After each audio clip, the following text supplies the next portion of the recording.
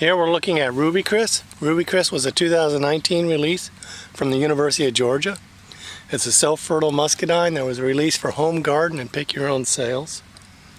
As you might expect from its name, Ruby Crisp is differentiated from a lot of other muscadines by having a bright red color when it's beginning ripe, and then as it further ripens it turns into more of a purplish color. So here you're seeing berries that are fully ripe. You can see they got a fairly red color, dark red color. If you leave them hang on the vine a while, they'll darken to more of a purple color, looking more like a standard black. But generally, if you're picking them as soon as they're ripe, they're going to be a nice dark red color. And if you look at them and compare them to something like a Supreme, you can see the Supreme on the top there has the dark color, more black, whereas a Ruby Crisp has more of an attractive red color. You can see from these two about the size of Ruby Crisp as compared to Supreme. Ruby Crisp is not quite as big as a Supreme. With a Supreme, a large Supreme berry will be 16-17 grams. Ruby Crisp is more often 14-15 grams. However, Ruby Crisp tends to be more even in size than a Supreme. You can see in this cluster all the berries are very uniform, large size, and that's because it's a self-fertile, and the self-fertile berries tend to have optimum pollination, and nearly every berry will have 3 or 4 seeds in it. Whereas a female like Supreme, you'll have some berries with just 1 seed in them that might be a little bit smaller, and then other berries that get fully pollinated have 3 to 4 seeds in them and are full sized. And so while the Supreme big berries will be bigger than the big berries of a Ruby Crisp, the Ruby Crisp will be more average in size in terms of being large. Vine vigor of Ruby Crisp is pretty good. We have generally good growth on the vines. However, we do have some problems in years 2 and 3 with Ruby Crisp setting too much crop. Ruby Crisp tends to produce a very large cluster size with a large number of berries in there. And what happens is when the vine is small, it's getting more berries than the vine can support. And so what we like to do is to train the vines, have them come out the first year, and if we can, get them down the wire. In the second year, we try not to let them set a crop. And we'll go in and pull all the crop off them, because even if they're just down the wire a little ways, what it tends to want to do is try and set almost a full-size crop on those young vines. If you let them do that, the fruit will pull nutrition out of the vine, and it'll weaken the vine. And once that's happened, it's very difficult to bring that vine back into balance. And we found that it takes 2 to 3 years of removing a large percentage of the crop to get the vine back to health once it's lost too much nutrition to the ripening berry. So year 2, pull off all the berries. Year 3, limit the crop load. And then from that point on, you should have a vine that'll be able to be in balance and set full-size crops.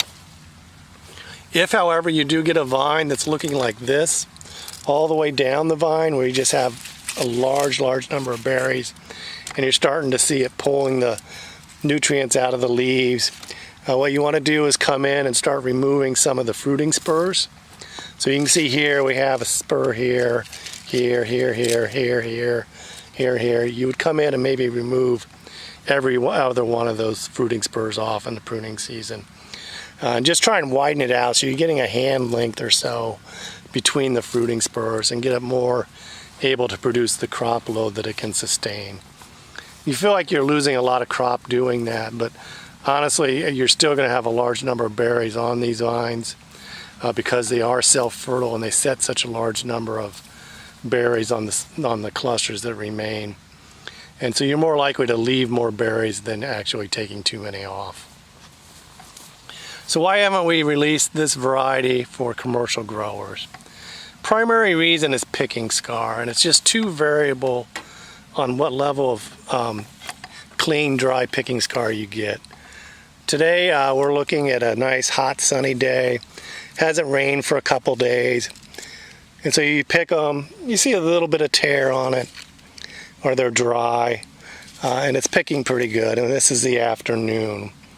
If you come in and pick in the morning, or you pick after the rain, you can oftentimes get a large degree of tearing and sometimes berry split. and it was just so variable that we thought it wasn't safe for a commercial grower to have a large acreage of it, because they maybe lose too many to pack out because they couldn't pick them the way they wanted to. There's a unique texture. That's the second half of the name is crisp. The reason for that name is because it has a thin, crisp skin and a relatively firm flesh. As you can see there, the skin is very thin. The flesh is firm like its parent Supreme, and the flesh adheres to the skin. You can't really squeeze it and separate the flesh from the skin. So when you eat it, instead of slipping the pulp out and then throwing away the whole like you do with a lot of muscadines, these tend to be more of an eat-it-all berry because the skin is a neutral flavor. It adheres to the flesh. You'll bite it in half, remove the seeds, and then just eat up everything else. And that makes it a very nice fruit for having inside. You don't have as much waste. I think this will be quite popular for pick your own because it is a distinctive texture to it. It's also got a very nice high bricks to it. We're usually getting a degree or two higher bricks in Ruby Crisp than we do with some of the other muscadines. And so it does have a good flavor. However, if you're a connoisseur and you really like a strong muscadine aroma and flavor, Ruby Crisp does not have that type of flavor.